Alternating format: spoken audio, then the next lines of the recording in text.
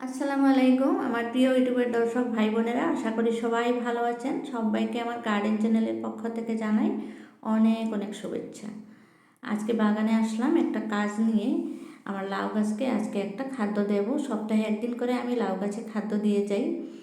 আর এখানে যে মিষ্টি কুমড়ার গাছগুলো দেখছেন, আমি কিন্তু এতগুলো বীজ একসাথে দেই নাই, এগুলো এমনিতে হয়েছে।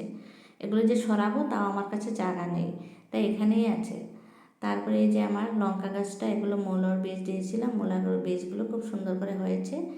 আর একটু হাত দিয়ে দুলিয়ে দিলাম, দেখুন পার্সলাইনটা এখনও ফুটছে। এভাবে বাতাসে দুললে কিন্তু খুব সুন্দর লাগে দেখতে।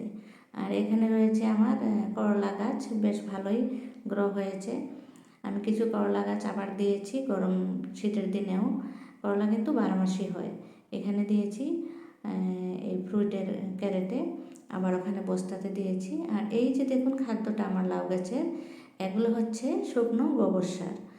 আমি লাউ গাছকে এই ধরনের খাদ্য 15 দিন অন্তর বা 1 সপ্তাহ অন্তর করে দিয়ে যাচ্ছি।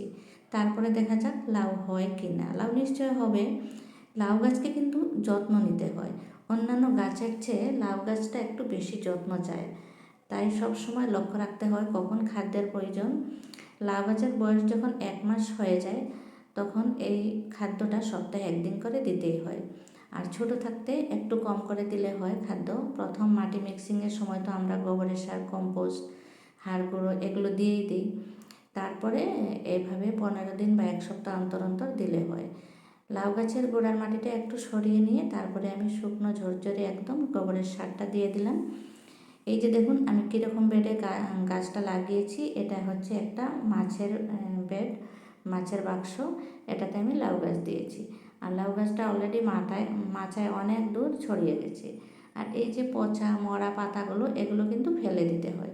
এগুলো শুধু শুধু গাছের খাওয়াগুলো খেয়ে নেয়, তাই এগুলোকে রাখতে নেই। আমি আজকে অনেকগুলো মরা পাতা ফেলে দিচ্ছি। আর ওই যে দেখুন দূরে চলে গেছে মাচায় আমার গাছ, আমি এত দূরে দেখাতে পারছি না। আমার ভিডিওটা বন্ধুরা কেমন লাগলো? আপনারাও যদি বাগান করে ভালোবাসেন, অতি অবশ্যই আমার চ্যানেলটাকে সাবস্ক্রাইব করে দিয়ে আমার সাথে থাকবেন। আর এখানে মূলার বীজ দিয়েছিলাম, মাশাল্লাহ মূলার বীজ সবগুলোই হয়েছে, দেখতে বেশ সুন্দর লাগছে। আজকের ভিডিওটা কেমন লাগলো একটা লাইক অন্তত দিয়ে যাবেন। সবাই ভালো থাকুন। Happy gardening.